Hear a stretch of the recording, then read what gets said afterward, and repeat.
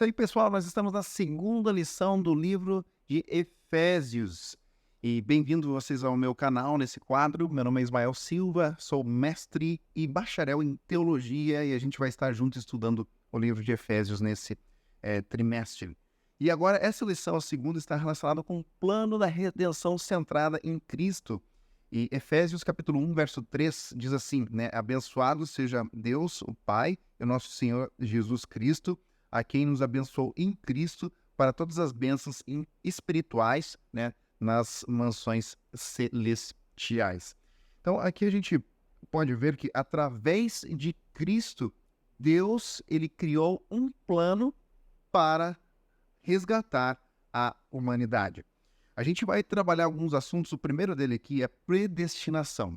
Aqueles que nós somos escolhidos por Deus em detrimento dos outros, ou nós aceitamos por livre arbítrio a salvação em Cristo. Veja bem, esse é um ponto extremamente difícil desta lição, complexo, porém eu vou tornar isso extremamente simples. Algumas igrejas elas defendem que a predestinação é que Deus escolhe alguns em detrimento dos outros. Por quê? Porque se Deus permitisse que a gente escolhesse por nós mesmos, nós jamais escolheríamos a Deus. E, de fato, tem um ponto nisso, porque se a gente que escolhe em detrimento de Deus, então é a minha vontade a minha decisão que me salva, não Cristo. Por um outro lado, se é Deus que escolhe e eu não tenho nada a ver com isso, então Deus ele faz acepção de pessoas. Então eu vou salvar, mas você eu vou destruir. É assim que funciona.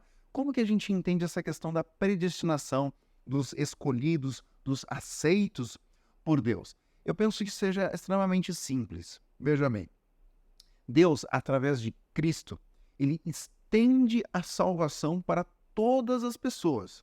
E além de estender a salvação, ele que também vem ao nosso encontro. É ele que, através daquela parábola do filho pródigo, é ele, o amor do Pai, que causa o arrependimento no nosso coração.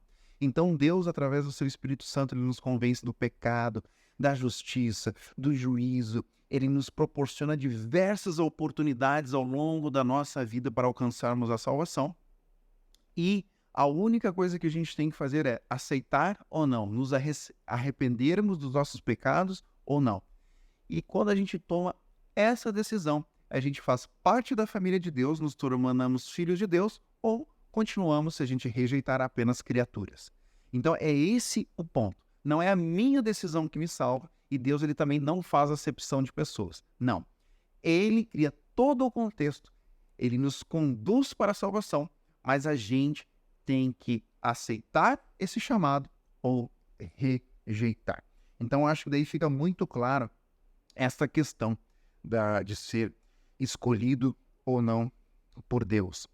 O outro ponto que eu gostaria de ressaltar aqui é que a redenção ela tem um custo. Não para nós, porque para nós ela é de graça. Mas ela teve um custo para Deus. Então, antes da criação do mundo, Deus ele já sabia que o homem poderia cair. E que ele cairia mesmo, Deus já sabia. Então, antes de criar o homem, Jesus já havia se entregado para morrer no nosso lugar. Então, desde o Éden, quando Adão e Eva pecam, Jesus cobre eles com a pele de um cordeiro, ou seja, aquela pele era a graça de Deus encobrindo o pecado, a nudez deles. E agora esse princípio, esse proto-evangelho, ele segue por toda a Bíblia. Então, eles matavam um cordeiro que era um símbolo do Messias que haveria de vir e morrer em nosso lugar. Esse é o plano da redenção. Cristo morre, ele estende a salvação, e agora Deus ele vai trabalhar em todos os corações para convencer as pessoas do pecado, para que elas possam se arrepender e entregar as suas vidas a Cristo, para que agora em Cristo, e sendo cobertas pela graça de Jesus, sejam salvos e venham a morar com Deus nas mansões celestiais. Então, para você e para mim é de graça, mas para Deus houve um custo. O custo da morte do seu próprio Filho. Então, todo o plano da redenção ele é centralizado na pessoa de Jesus. E aqui é um outro aspecto do Evangelho que eu quero conversar com vocês. Normalmente, as igrejas cristãs, principalmente desse contexto pós-moderno, elas centralizam a pregação do evangelho apenas na soteriologia. O que é soteriologia? Soter é salvação, logia é estudo. Então, é o estudo da salvação, então elas centralizam nos evangelhos, na graça e no amor. E o que acontece? Ah, mas Ismael, graça e amor não são coisas boas? Sim. Mas toda vez que a gente enfatiza um aspecto da verdade em detrimento do resto, nós criamos uma heresia. Deixa eu provar aqui para vocês. Jesus, ele é Deus? É. Mas se nós enfatizarmos a natureza divina dele em detrimento da humana, nós criamos uma heresia chamada gnosticismo. Que são aquelas pessoas que acreditam que Jesus ele não foi o homem, né? Ele pareceu. Ou, se nós enfatizarmos a natureza humana em detrimento da divina, nós criamos uma outra heresia chamada o arianismo, aquelas pessoas que acham que Jesus não é Deus, foi só um homem. Ele é um semideus ou algo menor. Ele não é o Criador. Ele foi criado pelo Pai. Então, quando nós enfatizamos o amor e a graça em detrimento das questões proféticas, da obediência e da lei de Deus, nós criamos um evangelho míope, um evangelho parcial, que vai conduzir a pregação e aquela comunidade para um evangelho social, um evangelho ideológico. Nós temos que ajudar as pessoas, temos que dar comida, temos que dar amor, temos que dar roupa, sim.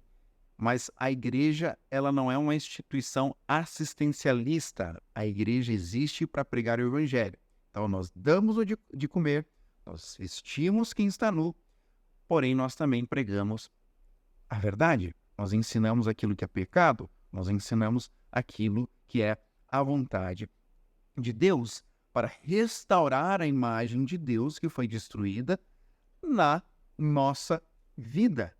E isso envolve Jesus como sendo o nosso Salvador, porém ele também é o nosso Senhor. Ele como Salvador, ele nos salva através da sua graça, mas como Senhor, ele tem a sua vontade, a sua lei, e assim, de uma vez salvos, nós devemos obedecer àquele que deu a vida por nós. Então, é esse aspecto aqui que a gente trabalha dentro desse contexto que o plano da redenção é centralizado em Cristo e tudo é feito para a glória do Pai.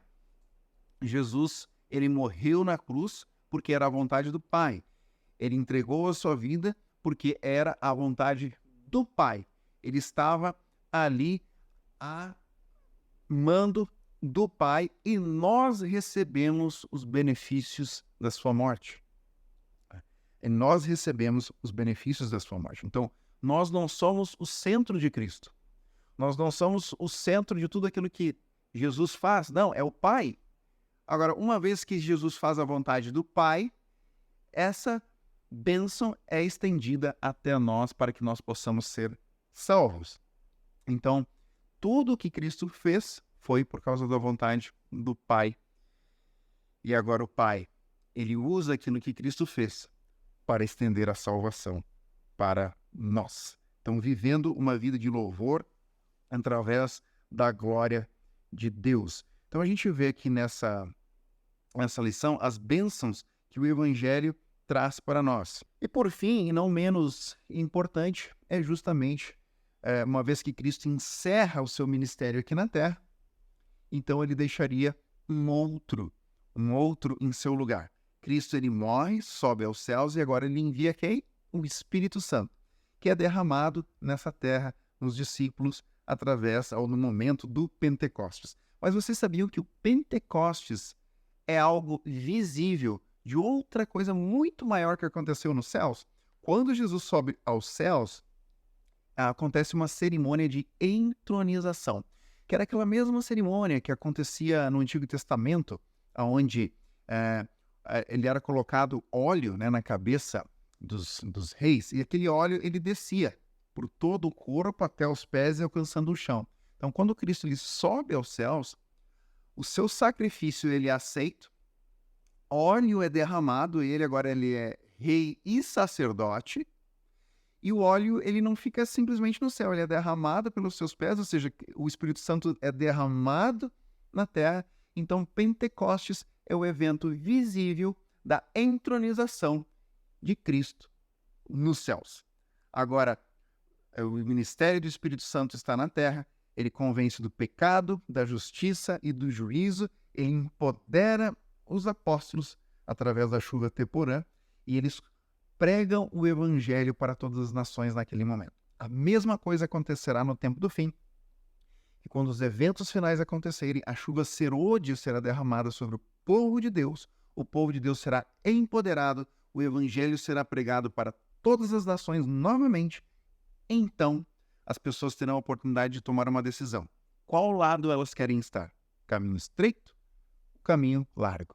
Com Cristo ou ao lado do poder das trevas? Quando as pessoas tomarem essa decisão, a porta da graça é fechada e Cristo vem para buscar o seu povo. Essa foi a segunda lição, espero que você tenha gostado e vejo vocês na semana que vem.